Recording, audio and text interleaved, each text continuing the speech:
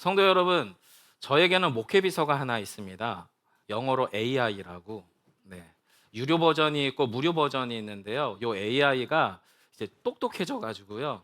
제가 이제 계속 질문을 해가니까 그 질문에 최적화된 나름의 구성들을 갖춰 가더라고요. 그래서 설교를 준비하는데도 꽤 큰 도움이 돼요. 특별히 이제 예화 같은 거 찾을 때. 그래서 또 예화를 찾았죠. 이렇게 질문했습니다. 이름은 없어요. AI니까 그냥 아무개야. 아무개야. 지구상에서 사람들이 가장 많이 알고 있는 성경 구절이 뭐야? 라고 질문했어요. 뭘까요? 사랑? 예, 그것도 맞는데요. 그래서 조금만 기다려 주세요.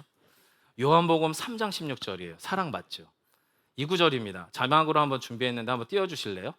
네, 함께 읽겠습니다. 시작. 하나님이 세상을 이처럼 사랑하사 독생자를 주셨으니 이는 그를 믿는 자마다 멸망하지 않고 영생을 얻게 하려 하심이라. 내 지구상에서 예수를 믿는 분이든 안 믿는 분이든 가장 많이 읽고 가장 많이 들어봤던 구절은 이 구절이래요. 그래서 한 번 더 질문했죠. 그러면 성경의 한 구절 말고 성경 한 장을 전체로 치자면 가장 유명한 장은 어디야? 라고 했더니 구약에서는 주로 장례식 때 사용되어지는 시편 23편, 그리고 신약에서는 주로 결혼식 때 사용되어지는 오늘 본문 바로 고린도전서 13장이라고 알려주더라고요. 출처까지는 보지 못했어요. 시간 관계상. 근데 대략 맞을 것 같아요.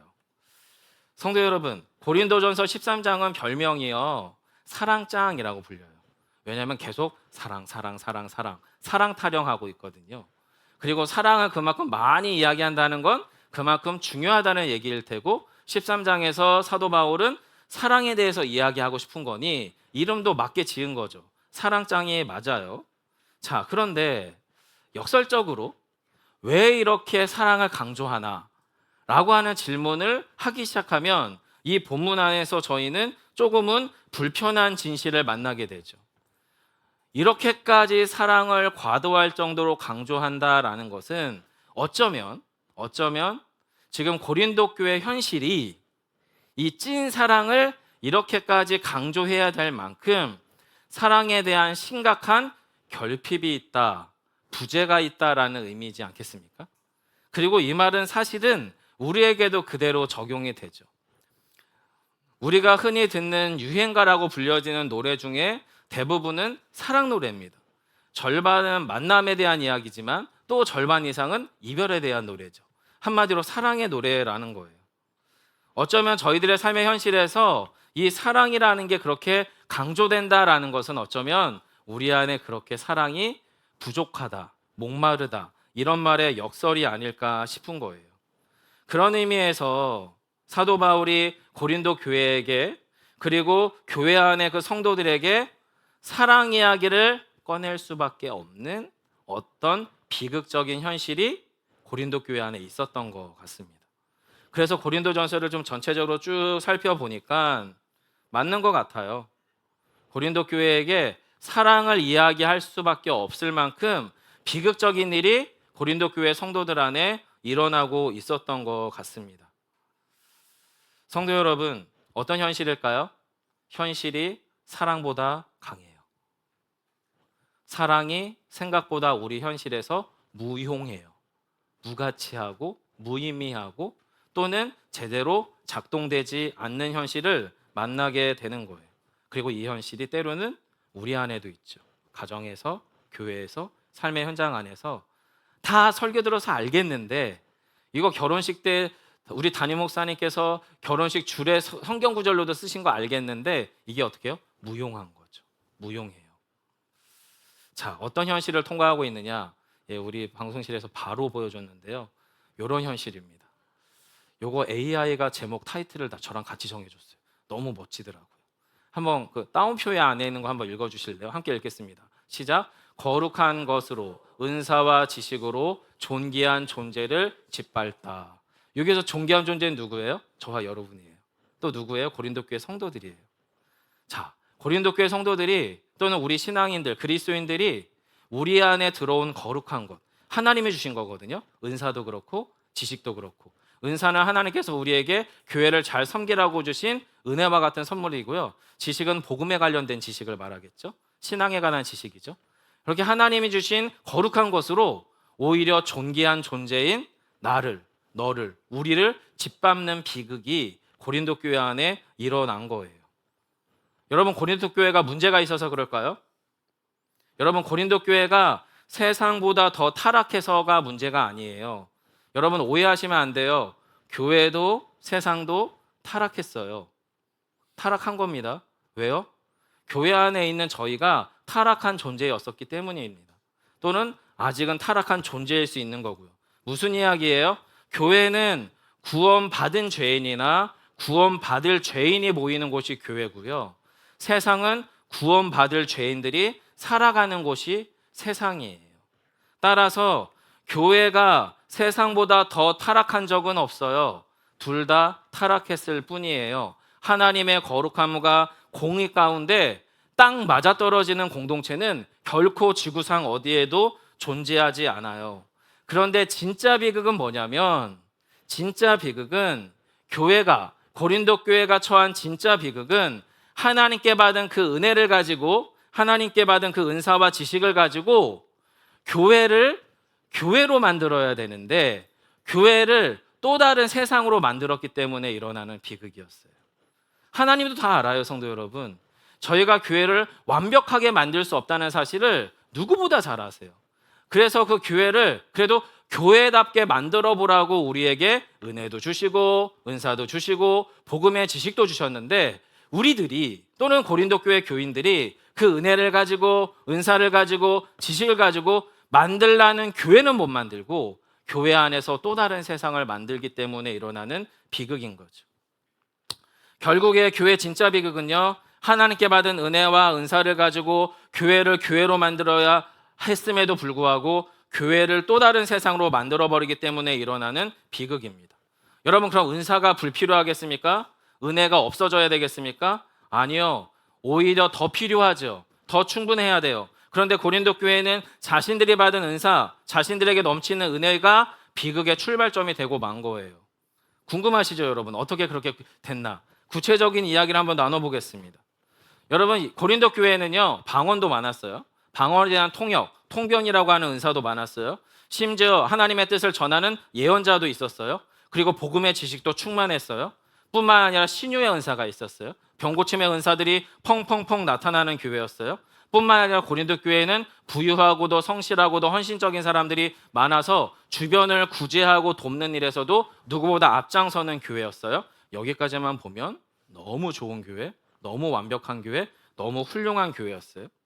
하나님이 교회가 교회되도록, 교회가 세상을 더 잘 섬기라고 그렇게 은사도 주셨고 은혜도 주셨어요. 그럼 여러분, 그 주신 은혜와 은사를 따라서 더 감사하면 되잖아요. 더 겸손하면 되잖아요. 더 많이 하나님의 사람답게 살면 되잖아요. 그런데 문제가 있어요. 받은 은사가 서로 달라요. 어떤 분은 방언을 하고 어떤 분은 그걸 통변을 해요. 어떤 분은 지식의 은사가 있고 어떤 분은 신유의 은사가 있어요. 내가 받은 은사랑 너가 받은 은사가 달라요. 이 사람들이 받은 은사와 저 그룹이 받은 은사가 달라요. 그런데 이 은사들끼리 서로 저울 위에 올려놓음으로 어떤 일이 일어나냐면, 어떤 은사가 더 귀하냐? 어떤 은사가 더 우선이냐? 어떤 은사가 더 중요하냐라고 하는 식으로 질문하기 시작하면서부터, 그 질문이 왜 필요하죠? 내게 더 좋다고. 내가 받은 은사가 더 탁월한 거라고. 내가 받은 은사가 한 수 위라고. 그러면서 나의 영적인 우월감을 드러내기 위한 수단으로 이 은사들이 어떻게 해요? 잘못 사용돼요. 잘못. 이런 싸움이 벌어지는 거죠. 아무개 씨가 기도하고 저쪽에서는 또 다른 분이 기도하는데 이런 질문이 일어나는 거죠. 누가 더 영적이야? 누가 더 오래 기도한 거야? 누가 더 신령해? 이런 질문들이 나오는 거죠. 그러면서 누가 더 하나님께 가까운지, 소위 은사가, 은혜가, 내가 받은 재능과 기회가 신앙 계급장이 됩니다. 신앙 계급장. 결국에 어떤 일이 일어나요? 내가 더 신령한 은사를 가졌다고 생각되는 사람들이 영적인 우월감을 갖기 시작합니다. 그런데 반대로 그런 사람들이 교회에서 영향력을 행사하자 자기는 그 사람들보다 덜 중요한 은사, 덜 영향력 있는 은사를 가졌다고 느끼는 사람들이 위축되기도 하지만 동시에 시기감에 사로잡히기도 합니다. 그런 일이 반복되면서 어떻게 해요? 교회가 깨지기 시작하는 거예요. 첫 번째로 고린도 교회 안에서 일어났던 비극은 은사 때문에 일어난 비극, 더 정확하게는 은사를 잘못 사용하고 은사를 잘못 해석한 사람들에 의해서 일어나는 비극이었어요. 두 번째 비극은 뭐였냐면 예수 잘 믿고 사람들 잘 사랑하고 공동체 잘 세우라고 한 복음의 지식이 필요하잖아요. 뭘 알아야 할 거 아닙니까? 근데 그 복음의 지식이 오히려 사랑이 사라지고 소멸된 비극이 일어나는 거예요. 무슨 이야기예요? 지식이 사랑을 삼켜버려요. 여러분, 고린도 교회에는 지적으로 매우 뛰어난 사람들이 많았어요. 특별히 유대 출신의 그리스도인들 중에서는 가장 혼란스러웠던 게 뭐냐면 로마 고린도 도시도 대도시잖아요. 어마어마하게 큰 신전들이 있어요. 거기에서 날마다 제사가 드려지거든요. 제사에서 드려진 가장 고품질의 고기들이 신전 뒤에 시장으로 유통돼요. 그리고 로마인들의 주된 주식 중에 하나가 바로 이 신전에서 유통되던 고기와 곡식류였다고 합니다. 자, 그런데 유대 출신의 그리스도인들이 이 고기가 어떻게 해요? 찝찝한 거예요. 못 먹겠는 거죠. 왠지 우상하게 드려진 거라 부정한 것 같고 이거 먹으면 하나님이 나 미워하실 것 같고 죄 받을 것 같아서 못 먹겠는 거예요. 자, 그런데 어떤 그리스도인들, 헬라 철학 가운데서 헬라 문화권에 있다가 그리스도인이 된 이 사람들은 어릴 때부터 먹어오던 거예요. 그리고 바울도 말했거든요. 아무렇지도 않습니다, 여러분. 마음껏 먹으세요라고 얘기했단 말이에요. 그래서 어떤 사람들이 있었냐면 고린도 교회에는 우상 제물을 먹는 게 전혀 문제가 되지 않는 사람들이 있었어요. 너무 당연한 거고 건강한 거죠. 왜 그러냐면 예수의 복음의 자유와 지식을 가진 사람이라면 제사상에 드려진 음식이 아무 문제가 없어야 되는 게 맞아요. 신앙의 성숙도 면에서 그게 맞아요. 그런데 문제는 자신의 이 복음의 지식을 사용하는 방법이 틀렸어요. 나는 신학적으로 옳기 때문에 나는 이 음식을 먹는데 전혀 꺼리낌이 없는데 왜 너네는 그거 그렇게 힘들어하는 거야? 왜 이렇게 믿음이 없는 거야? 예수님의 복음이 그거밖에 안 돼? 이런 식으로 여전히 우상제물 먹는 게 불편한 초신자들에게 계속해서 정죄와 압박감을 주는 거예요. 무슨 이야기입니까? 이제 막 신앙생활을 시작한 믿음에 연약하고 시험에 들법하거나 상처받을 만한 지체들의 마음을 전혀 고려하지 않는 거예요. 여러분, 고린도서 8장 1절입니다. 우상의 제물에 대하여는 우리가 다 지식이 있는 줄 아나니 지식은 교만하게 하며 사랑은 덕을 세우나니. 지식은 있는데 사랑이 없다 보니 덕이 서지가 않는 거예요. 사랑하는 성도 여러분, 진짜 그리스도인이라면요 우상제물 먹으셔도 됩니다. 만약에 저와 여러분의 신앙적 꺼리낌이 있으면 안 드셔도 되지만 그런 거에 꺼리낌이 없다면 마음껏 드십시오. 술, 담배를 포함한 기호식품도 자유롭게 즐기셔도 됩니다. 단 조건이 있습니다. 그게 정말 복음이 우리에게 가져다준 자유의 기초에서 술, 담배를 하고 우상제물, 제사 음식을 먹는 거라면 여러분, 당연히 복음에 기초한 행동이라면 당연히 사랑에 반응해야 됩니다. 사랑에. 무슨 이야기예요? 사랑의 배려가 그의 삶 가운데 배어져 있어야 한다라는 거예요. 어떤 식의 사랑이죠? 저와 여러분의 몸은 예수님께서 십자가에 죽으시기까지 사랑하신 여러분의 몸이에요. 그냥 몸이 아니에요. 주님이 당신의 생명을 다하기까지 구원해내시기로 작정한 신령한 몸이란 말입니다. 따라서 주님이 사랑하신 저와 여러분의 몸을 상하게 할 정도로, 과도하게 할 정도로 무분별하게 드시면 안 되는 거예요. 또 한 가지, 사랑에 반응한다는 것은 옆에 있는 성도들이, 옆에 있는 가족들의 심령이 상하지 않을 정도로 스스로 절제할 수 있어야 돼요. 스스로 금식하고 금주하고 금연해야 된다라는 이야기를 하는 거예요. 자, 그런데 고린도 교회가 이런 거에 1도 신경 쓰지 않아요. 왜 그렇죠? 쪼개졌거든요. 쪼개졌어요. 저놈들은 방언파잖아. 나는 통병파인데 뭐. 저쪽은 신유파잖아. 나는 지식파인데 뭐. 은사 따라서 쪼개져 있어요. 그리고 다른 분파를 따라요. 나는 바울파니, 나는 그리스도파니, 나는 아볼로파니 분파로 쪼개져 있어요. 즉 상대편 분파의 놈들에게 신경 쓸 게 없는 거예요. 어차피 잘못된 것들이고요. 어차피 틀린 것들이기 때문에 저 인간들에게 덕을 세울 필요가 전혀 없는 거예요. 그러니 어떤 일이 일어납니까? 한없이 무례해지고 한없이 무심해지고 한없이 무감격해집니다. 여러분, 그럼 어떤 비극이 일어날까요? 겉으로는 고린도 교회가 꽤나 뻑적지근해요. 예배도 뜨겁고 기도도 충만하고 은사도 흘러넘치고 돈 많으니 구제와 봉사도 정말로 철철철 꾸준히 하는데, 그럴싸한 신앙 행위는 있는데 그 안에 영적인 우월감과 독선만 가득해요. 그리고 예수의 사랑은 빠져버리는 거죠. 여러분, 이게 왜 위험할까요? 교회가 되잖아요. 제가 목회자라면 이런 고린도 교회 담임 목사 해보고 싶어요. 얼마나 안정적이겠어요. 얼마나 있어 보이겠어요. 근데 왜 위험하죠? 예, 이 모든 행동이 예수의 이름으로 행해지기 때문에 위험해요. 겉으로는 예수 예수 하는데 속에는 예수가 없는 비극이 계속되는 거예요. 계속되는 거예요. 마치 영양가 없는 우유를 먹는 신생아처럼 계속 먹이긴 하는데 아이가 골아가는 거죠. 점점 병들어가는 거죠. 고린도 교회가 그 비극에 빠져버렸어요. 성도 여러분, 과연 이 비극이 2000년 전 고대 교회였던 고린도 교회만의 비극일까요? 아니요. 가슴 아프게도 2000년의 시간이 훌쩍 지난 오늘날 이 땅의 많은 교회들 안에서, 또 성도들의 가정들 안에서, 우리의 일상과 일터 안에서 공공연하게 일어나는 비극입니다. 오름을 무기로 상대방을 난도질한 적 없으십니까? 저는 많습니다. 부부관계 안에서 주로 일어나고요. 자녀 교육할 때 주로 일어나고요. 저희 정 목사님이나 김마태 목사님을 판단할 때 주로 일어납니다. 저는 언제나 거의 정확하고 옳은 말을 하는 성격의 사람입니다. 그런데 가장 잔인해지기도 합니다. 저의 말은 결국에 이렇게 끝나요. 그래서 내 말이 틀렸어? 저는 아내한테 거의 틀린 말을 하는 적이 없는 것 같습니다. 논리적으로는 흠이 없습니다.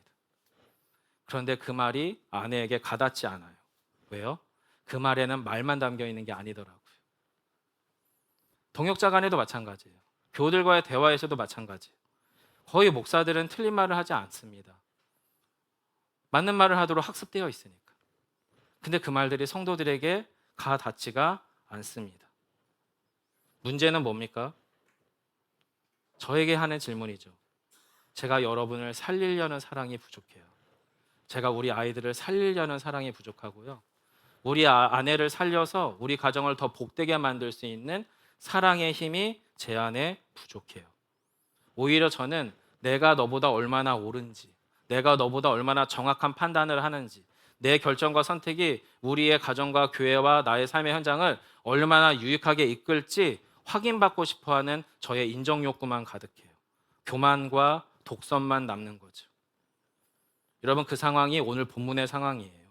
1절입니다. 같이 한번 읽어볼까요? 1절 함께 하겠습니다. 내가 사람의 방언과 천사의 말을 할지라도 사랑이 없으면 소리나는 구리와 울리는 꽹가리가 되고. 아멘. 여러분, 여기서 말하는 사람의 방언이 지금의 설교라고 보시면 돼요. 그리고 성도들 간의 소모임에서 나누는 신앙적 나눔이라고 보시면 돼요. 그리고 신앙의 선배와 어른들이 신앙의 후배와 초신자에게 권면하는 복음의 권면이라고 보시면 돼요. 이런 게 사람의 방언이에요. 천사의 말은 뭘까요? 그 안에 은사가 더해지는 거죠. 때로는 방언을 통해, 통변을 통해, 또는 어떤 예언적 메시지를 통해 그런 것들을 하는 거예요. 그 일들을 누가 할까요? 주로 목회자가 하겠죠. 주로 누가 할까요? 가정에서 가장이 하게 되어 있어요. 주로 성도들 간에는 누가 할까요? 기신자가 초신자에게 하게 돼 있어요. 교회 꽤나 다닌 분들, 중직 가운데 좀 있어 보신 분들, 신앙 경험 꽤나 있으신 분들이 주로 그렇게 하게 되어 있어요. 그런데 지금 바울이 뭐라고 말하는 거예요? 거기에 사랑이 없으면 시끄럽다는 거예요. 다 맞는 말인데 들리지가 않아. 너무 시끄러워서. 다 옳은데 다 흘려들릴 수밖에 없어. 내 속이 산란스럽거든요. 여러분, 여기서 소리나는 구리와 울리는 꽹가리가 주로 어디서 사용되냐면 고린도 교회 밖에 있는 로마 신전에서 신적 제사를 드릴 때 사용되던 악기류였다고 합니다. 무슨 이야기예요? 신적인 황홀경을 체험하기 위하여 마약류의 환각제를 틀어놓고 과도하게 시끄러운 음악들을 동원하면서 마치 내가 신과 하나가 될 것 같은 자기 착각을 불러일으키는 종교적 향연과 지금 저게 다를 게 없다라는 거예요. 이 강단에서 꽤나 그럴싸하게 가르쳐지는 설교류가 그 안에 사랑이 안 담기면 여러분 종교적 향연으로 한번 끝나고 말아버린다는 거죠. 가정에서 가장이 아내에게나 자녀들에게 그럴싸하게 옳은 이야기 해도 거기에 사랑이 없으면 아씨 빨리 끝나라 이 마음밖에 안 된다는 거죠. 저는 이 본문을 설교하면서 저희 성도들과 함께 나누고 싶은 부분이 이 부분이에요. 제가 개척을 하게 됐던 가장 밑바닥의 출발점은 이 부분이거든요. 아, 나는 이런 목회자 되지 말아야겠다. 아, 나는 그런 성도 되지 말아야겠다. 나는 그런 아버지 되지 말아야겠다. 그런데 웬걸요? 은밀하게 닮아가고요. 끊임없이 닮아가고요. 지독할 정도로 닮아가고 있어요. 어떻게 해야 될지를 모르겠어요. 어떻게 해야 될지를. 많이 속상합니다. 사실은. 여러분, 우리 안에 모름이 무기가 되면 사랑은 설 자리가 없어요. 하지만 반대로요. 사랑을 가지고 옳음을 설명할 수 있다면 어떤 일이 일어날까? 그 고민이 저와 여러분 가운데 필요해 보입니다. 또 한 가지 비극이 있었어요. 신앙적 성취가 있는 사람들이 있네요. 어떤 분은 성경을 십독했어요. 어떤 분은 금식기도 40일을 두세 번씩이나 했어요. 어떤 분은 교회 안에 중직이세요. 또는 저처럼 목회자죠. 기도 많이 했어요. 성경 많이 봤어요. 그리고 교회에서 어떻게 봉사하는지가 빠삭해서 교회 봉사도 꽤나 오래오래 많이 했어요. 그러다 보면 여러분 그렇게 하지 못하는 사람들이 보여요. 야, 교회 이 정도 다녔는데 왜 기도가 안 될까? 왜 성경을 안 볼까? 왜 봉사를 안 할까? 그렇게 하지 못하는 사람들이 보이네요. 그러면서 그 안에 어떤 질문이 일어나요? 왜 저 사람은 저렇게 저런 모양으로 계속 저렇게 할까? 이런 판단이 쉽게 올라오는 거죠. 여러분 이 어떤 비극이 일어나는 거예요? 나의 신앙적 성취가 도리어 타인을 향한 멸시와 정죄와 판단의 도구로 전락해요. 그러자고 열심히 한 거 아니잖아요, 저희. 사실 그러자고 우리 열심히 기도한 거 아니고 그러자고 성경 열심히 본 거 아니고 그러자고 개척한 거 아니잖아요. 그런데 어느새 그게 우리 안에서 나의 신앙적 성취가 돼서 그렇지 못한 누군가를 바라보는데 아주 기묘하게 사용돼요. 그런 우리에게 바울이 말합니다. 2절입니다. 내가 예언하는 능력이 있어 모든 비밀과 모든 지식을 알고 또 산을 옮길 만한 모든 믿음이 있을지라도 사랑이 없으면 내가 아무것도 아니요. 뭔가 많아서, 뭔가 신비해서, 뭔가 신령해서, 뭔가 신학적 연륜이 있어서 내 안에 특효한 뭔가가 있는데 그 모든 것이 실제 결과물을 만들어내기도 합니다. 예언의 능력이 있어서 모든 비밀과 지식을 교회 안에 충만하게 알려줍니다. 산을 옮길 만한 믿음이 있어서 병든 자도 고치고 교회 안에 복음의 역사도 일어납니다. 그런데 그 안에 예수의 사랑이 없으면 그 결과물은 하나님의 성취이지 내 성취가 아닌데 왜 내 것처럼 착각하느냐라고 이야기하는 거예요. 이런 경우도 있죠. 나 정말 오랫동안 헌신했는데 내 이렇게까지 열심히 했는데 내 수고를 왜 못 알아주는 거야? 이러면서 우리 안에 지독한 비교의식과 박탈감이 우리 안에 올라오다 보면 거칠어지기도 합니다. 내가 우리 가정을 위해서 얼마나 열심히 했는데 내가 우리 이 교회를 위해서 얼마나 열심히 했는데 내가 이 회사와 조직을 위해서 얼마나 노력하고 얼마나 최선을 다했는데 이런 질문 올라올 수 있잖아요. 여러분은 안 올라오실까요? 전 꽤 올라옵니다. 예전에 교회에서 열심히 부교역사 사역을 할 때 참 열심히 성실하게 잘해요라고 하는 질문을 어떤 평가를 받을 때에 제 속에서는 그 안에 아주 은밀하게 절반 정도는 겉으로는 예 감사합니다 라고 하지만 동시에 제 마음 한켠에서는 담임 목사님에게나 중직자들에게 이렇게 열심히 하는데 왜 저렇게 좀 못 알아주실까요? 라는 억울한 마음이 제 안에 꽤 은밀하게 꾸준히 올라오더라고요. 가정에서는 더 그래요. 가정에서는. 내가 지금 이 교회를 개척해 나가면서 이렇게 열심히 하는데 도대체 당신은 너희들은 뭐 이러면서 그 마음이 제 안에 은밀하게 올라와요. 죄송하게도 여러분의 교우들을 보면서도 제 안에 그런 마음이 올라올 때가 있어요. 여러분 그러면 뭐래요? 바울이 이렇게 말합니다. 내가 내게 있는 모든 것으로 구제하고. 누가 이렇게 합니까? 내 몸을 불사르게 내줄지라도 누가 이렇게 합니까? 소방관 정도 되면 그렇게 하시겠지. 전 못합니다.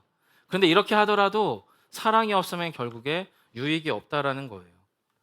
사랑하는 성도 여러분, 사도 바울이 말하는 신앙적 오름, 신앙적 성취, 신앙적 헌신이 정말 아무것도 아닌가요?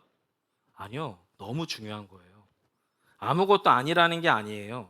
오히려 교회가 신앙적 오름이 필요하고요. 성취가 필요하고요. 헌신이 필요해요. 오히려 이 땅의 교회들은 진짜 신앙적 오름이 없어서 문제인 경우가 많고요. 진짜 신앙적 성취가 없어서 문제인 경우가 많고요. 진짜 신앙적 헌신이 없어서 문제인 교회가 훨씬 더 많아요. 그런 의미에서 고린도 교회는 엄청난 상급의 교회예요. 좋은 교회인 거죠. 자, 그런데 문제는 뭐냐면 아주 엄밀하게 질문에 들어가면 신앙적 오름, 신앙적 성취, 신앙적 헌신이 왜 없느냐? 왜 없느냐?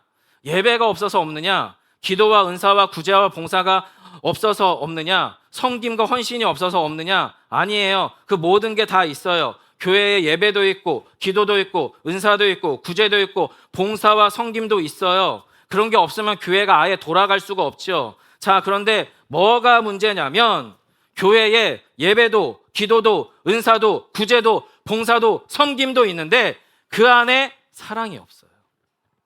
그 안에 사랑이 없어요. 이게 왜 문제가 됩니까? 사랑이 없으면 어떤 일이 일어납니까? 일 잘하는 사람은 자기 안에서 통제 욕구와 인정 욕구가 올라옵니다. 이 정도 열심히 하면 하나님도 알아봐 주셔야 되는 거 아니야? 목사와 장로님도 좀 알아봐 주셔야 되는 거 아니야? 이런 인정 욕구가 우리 안에 올라옵니다.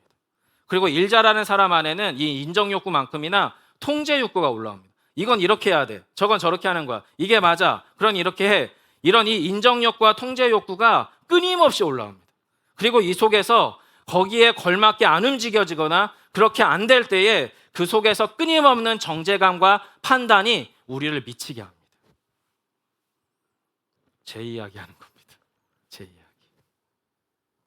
반대로 교회를 사역해 보면 일 못하는 사람이 있어요. 또는 일하기를 싫어하는 사람들이 있어요. 존재할 수밖에 없죠.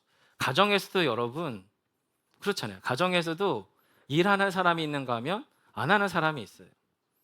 제가 은근히 뭐를 즐기냐면요. 저희 집에서 여보 물 한 잔만. 그럼 아내가 저도 모르게 벌떡 일어나서 물을 갖다 주는 거예요. 근데 제가 앉아서 그걸 몇 번 해봤는데 좋은 거예요. 그래서 저도 모르게 계속 그러고 있더라고요. 여보 물 한 잔만. 여보 국은? 뭐 이러면서. 그래서 아내는 자기도 모르게 하고 있어. 그래서 가끔은 그냥 기쁨으로 웃으면서 가는데 어떨 때는 이러면서 가는 것 같아요. 여러분 일을 못하거나 안 하는 사람들 안에도 욕구가 있어요. 관계 욕구라는 게 있어요. 그리고 안정의 욕구가 있어요. 일을 잘 못하거나 안 하는 사람들의 특징은 관계가 너무 좋은 거예요. 거기 앉아서 이야기하고 사람들하고 친밀한 대화를 해나가는 그 시간이 너무 좋아. 너무 행복해. 그래서 거기서 일어날 생각도 안 하고 있어. 근데 한쪽에서 땀을 삐실삐실 흘리면서 뭔가를 하고 있어. 그럼 여러분 양쪽에서 어떤 감정이 일어나면 이쪽에서는 땀 흘리고 혼자 일하면서 왜 나만 일해야 되는데 이 마음이 올라오고요. 한쪽에서는 좀 쉬었다가 하지 불편하게 이런 마음이 올라옵니다. 결국에 일을 못하거나 안 하는 사람 입장에서는 그 속에서 외면과 회피가 일어나요. 여러분 그러다 보면 교회가 어떻게 되는 거예요? 열심히 하는 사람은 열심히 해서 힘들고 안 하는 사람은 안 해서 힘들어요. 그럼 어떤 결론이 일어납니까? 에이씨 하지 마. 아예 하지 마. 아무것도 하지 마. 이런 마음이 교회 공동체 안에 결론으로 나와요. 자, 그런데 성도 여러분, 우리 예수비봉교회 개척교회 성도 여러분, 이 와중에 우리가 정말 진짜로 제대로 안 해본 게 딱 하나 있어요. 그게 뭘까요? 이 모든 게 흘러갑니다. 예배, 기도, 봉사, 구제, 섬김 다 흘러가는데 거기에다가 예수의 사랑을 주입하는 걸 해봐야 돼요. 이 모든 일에 예수의 사랑이 흘러가도록 우리의 마음과 영혼의 통로를 비워야 돼요. 여러분 그게 가능할까요? 불가능합니다. 불가능해요. 여러분 고린도서 13장의 이 사랑은 우리가 도달할 종류의 사랑이 아닙니다. 착각하시면 안 됩니다, 여러분. 10번 중에 1번 할 수 있을지 모르겠어요. 10번 중에 3번 할지 모르겠어요. 하지만 계속 못해요. 이렇게 할 수가 없어요. 우린 예수님이 아니거든요. 바울도 이걸 이야기하면서 저와 여러분한테 그렇게 하라고 가르치는 체크리스트가 아니에요. 오해하시거나 착각하실 필요가 없어요. 지금 바울이 이야기하는 건 뭐냐면 사랑이 현실보다 강하다는 사실, 사랑이 우리의 현실을 뛰어넘는다는 사실을 우리에게 입증하기 위해서예요. 왜요? 이 사랑은 예수님의 사랑이거든요. 예수님의 사랑. 성도 여러분, 바울이 말하는 예수의 사랑은 세상이 노래하는 낭만적 사랑과 결이 완전히 달라요. 완전히 달라요. 사람들이 흔히 말하고 노래하는 사랑은 우리의 감정의 기초예요. 우리의 상황에 기초하죠. 내 상황이 맞으면 사랑스러워지는 거예요. 내 감정이 일어나면 그가 사랑스러운 거예요. 사람도 내 감정과 상황이 맞으면 사랑스러운 거고 내 조건이 맞으면 사랑스러워진 거예요. 그건 우리가 할 수 있어요. 익숙하죠. 당연하죠. 해볼 만한 사랑이죠. 자, 그런데 그 사랑 안에는 함정이 있어요. 뭐냐면 세상과 사람들이 말하는 그 사랑의 기준은 그래서 그 사랑이 나를 얼마나 행복하게 하는데. 이 질문을 가지고 남편의 사랑을 보세요. 목마르실걸요? 이 질문을 가지고 아내의 사랑을 보세요. 목마르실걸요? 이 기준을 가지고 자녀의 사랑을 보세요. 너무나 화나실걸요? 그 기준을 가지고 목회자와 교회와 성도 간의 사랑을 보세요. 대답을 찾으실 수 없을걸요? 왜 이 질문이 우리 안에 생기죠? 왜냐하면 저희는요, 그 누군가로부터 어떤 조건, 어떤 이유, 어떤 상황과 상관없이 그런 사랑을 받았으면 좋겠다라는 목마름이 우리 안에 있어요. 실상은. 근데 그걸 기대하고 결혼을 했는데 남편에게, 아내에게, 그걸 기대하고 자녀를 낳았는데 우리 자녀에게, 그런 사랑인 줄 알고 부모에게 자녀로서 성장해 가는데 우리 부모에게, 또는 목회자에게, 중직자에게, 성도에게 그 사랑을 못 받는다고 느낄 때 우리는 어떻게 됩니까? 급속도로 거칠어집니다. 급속도로 거칠어져요. 마치 사랑이 없는 자처럼 굴어요. 사랑이 아무 능력이 없는 무유한 자처럼 굴어요. 자, 그런데 성도 여러분, 우리의 이 원초적인 욕구, 누가 좀 제발 어떤 조건도 어떤 이유도 어떤 상황도 없이 나를 그냥 있는 그대로 사랑했으면 좋겠다라고 하는 이 원초적 욕구에 유일하게 대답하신 분이 계세요. 유일하게. 우리 안에 온전하게 대답하신 분이 있고 우리는 그 대답을 이미 소유했어요. 여러분, 오늘 본문 4절로 7절입니다. 같이 한번 읽어볼까요? 얘들아 어서 와. 조용히 앉으면 돼요. 같이 자막 한번 올려주세요. 자, 같이 읽겠습니다. 시작. 사랑은 오래 참고 사랑은 온유하며 시기하지 아니하며 사랑은 자랑하지 아니하며 교만하지 아니하며 행하지 아니하며 자기의 유익을 구하지 아니하며 성내지 아니하며 악한 것을 생각하지 아니하며 불의를 기뻐하지 아니하며 진리와 함께 기뻐하고 모든 것을 참으며 모든 것을 믿으며 모든 것을 바라며 모든 것을 견디느니라. 아멘.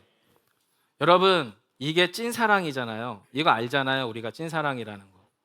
자, 그런데 이 찐사랑, 여러분, 우리는 비현실적이라고 믿어요. 또는 비현실적인 현실을 살아요. 이 찐사랑이 우리 삶에서 이루어질 리가 없어요. 또는 이루어진 척할 뿐 그것과 비슷한 유사 사랑은 있어도, 가짜 사랑은 있어도 이 참사랑은 우리 현실에 없어 라고 하는 결론이 있어요. 결국에 우리는 복음을 통해 이 찐사랑을 내일이 부어주신 예수님에 관한 소식도 알고 있고 그 복음의 지식도 알고 우리의 삶의 현실은 그 사랑이 작동되지 않는다라고 하는 현실적 결론이 있어요. 그래서 예수님과 나의 현실 사이를 왔다 갔다 하는 거예요. 왔다 갔다. 근데 여러분, 이게 어떻게 왔다 갔다 할까요? 찐사랑이 필요할 때는 반대쪽에 가 있어요. 그리고 가짜 사랑에서 찐사랑으로 가야 되는데 이곳에서 사랑이 없다고 확정해 버린다라는 거예요. 여러분, 그래서 여러분 이 4절로부터 7절에 사랑이라는 단어에 예수라는 단어를 대신 넣어보세요. 정확하게 일치합니다. 정확하게. 사랑이라는 단어 대신에 예수를 넣으면 정확한 예수 그리스도의 사랑에 대한 설명법이 됩니다. 문제는 뭔가요? 나의 현실에서 예수의 그 사랑이 너무 멀어요. 너무 약해요. 너무 무의미해 보여요. 어쩌면 앞으로 우리 현실에서도 예수의 사랑은 그렇게 미약할 거예요. 왜 그런지 아십니까? 예수의 사랑이 제대로 작동되도록 그 자리에 서본 적이 없거나 예수의 사랑이 제대로 작동되도록 그렇게 생각하거나 말하거나 행동하지 않기 때문에 그래요. 예수의 사랑에 문제가 있는 게 아니라 예수의 사랑이 흘러가는 방식으로 말하고 행동하고 생각하지 않아요. 왜요? 이쪽에 있는 게 익숙하거든요. 이게 더 안전해 보이거든요. 이쪽으로 가면 다 잃을 것 같거든요. 내 자존심, 내 인정 욕구, 나의 안정감, 내가 좋아하고 내가 사랑하는 것들을 다 상실할 것 같거든요. 그런데 여러분 그렇지 않다니까요. 성도 여러분, 예수의 사랑은요, 감정 따라 상황 따라 움직여지는 세상의 사랑이 아니에요. 예수님이 만약에요, 감정 따라 우리를 십자가에서 구원하셨다면 여러분 저희는 십자가에서 한 수천 번, 수만 번 구원받으셔야 될 거예요. 여러분 예수님이 만약에요, 상황 따라서 우리를 사랑하신 거라면 여러분 저희는 24시간 내내 성경 붙들고 있어야 되고요, 기도하고 있어야 되고요, 나 자신을 갈아서 깎아내서라도 타인을 향해서 헌신해야 될지도 모르겠어요. 하지만 주님의 사랑은 우리를요, 감정 따라 상황 따라 사랑하셨던 세상의 사랑과는 완전히 달라요.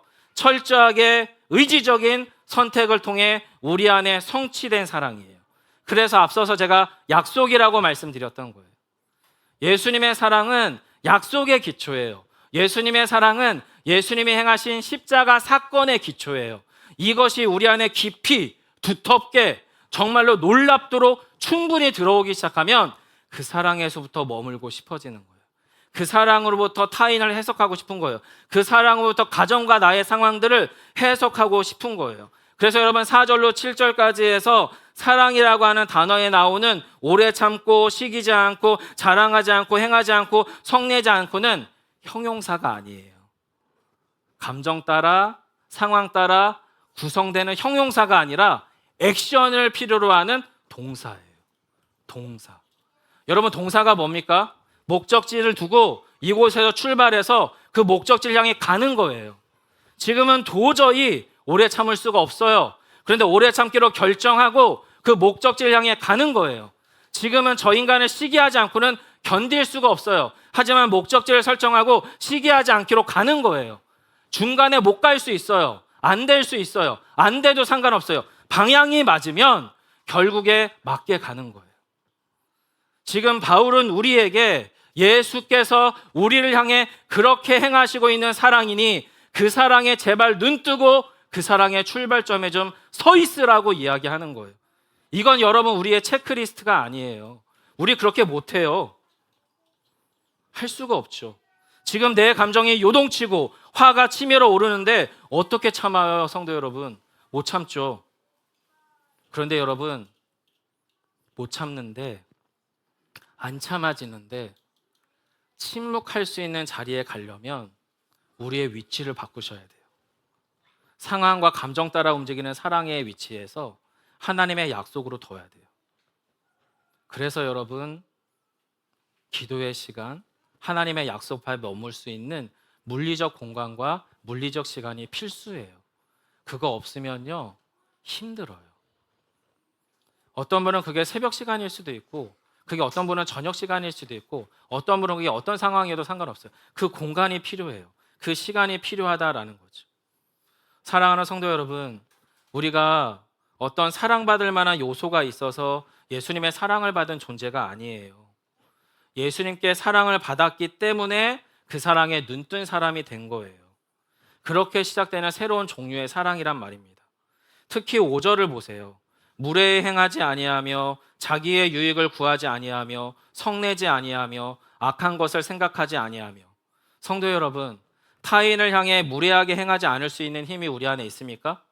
타인을 위해 자기 이익을 포기할 수 있는 힘이 우리 안에 있습니까? 자기 옳음과 이익을 내려놓고 성내지 않고 악한 것을 생각하지 않을 힘이 우리 안에 있습니까? 그게 가능하려면 내가 예수님께로부터 그런 종류의 사랑을 받았다는 사실에 눈 떠야 됩니다. 그게 받아들여져야 됩니다. 거기가 출발점입니다. 바로 그 사랑으로부터 출발해야 됩니다. 내 만족을 위해서, 나를 위해서 상대방을 통제하는 것을 사랑이라고 말씀하지 마십시오. 우리 자신을 비워 우리 안에 예수를 채우는 것을 성경은 사랑이라고 말합니다.